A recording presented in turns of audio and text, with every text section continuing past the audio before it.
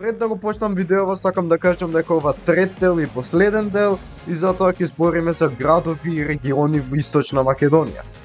И затоа ќе почнеме од север и ќе се движиме кон југ. И затоа ќе почнеме со Куманово. Името на Куманово потекнува од воинствено племе што живеело на овој предел, што се викале Кумани.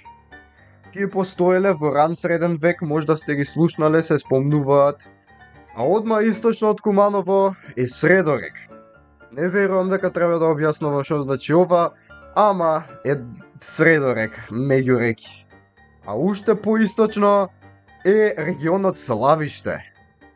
Името на Славиште потекнува од среден век, што го дале другите држави што биле во овој предел, не се знае неговото значење.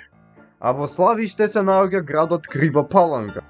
Името на Крива Паланка потекнува од крива река, дека реката е стварно крива, а порано турците го викале местово Егри Дере, што значи крива река. Додека појужно е Кратово, името на Кратово потекнува од зборот кратер, затоа што порано имало вулкан тука.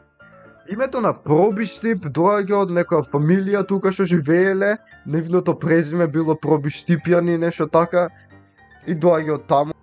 Додека името на Свети Николе одма се гледа од кај доаѓа од Свети Никола, затоа што за време на османлиите имало околу 40 цркви тука, што една од нив се викала Свети Никола и потоа го крстеле градот Свети Никола. А па регионот каде што се наоѓа Свети Николе се вика Овче поле и одма може да се види дека дека имало многу овци тука.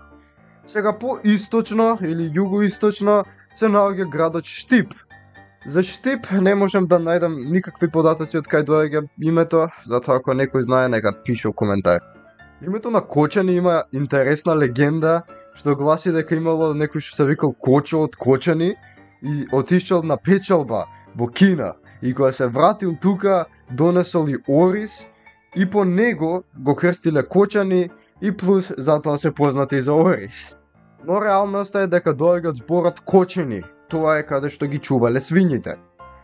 Името на македонска каменица доаѓа од корито на некоја река и било коритото многу каменесто и затоа овој предел го викале Каменица.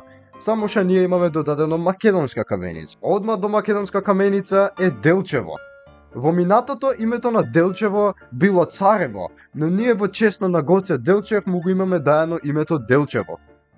Јуруклуци е етнички регион и доаѓа од турци што ги викале јуруци.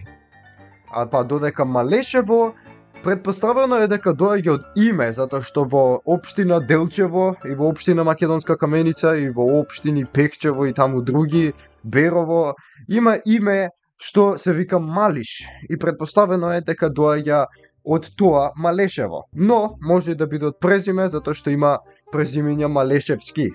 А во Малешевскиот регион се наоѓа Берово.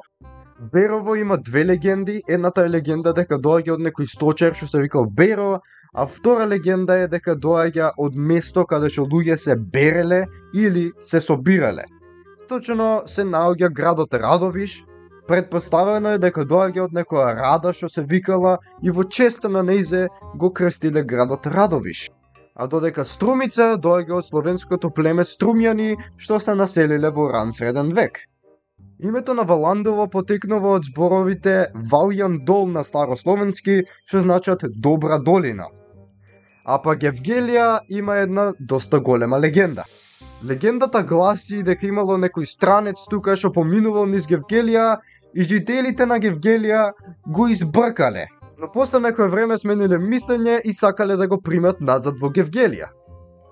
И затоа му кажеле Гери, што значи ела назад. А и Дојран исто така има една интересна легенда.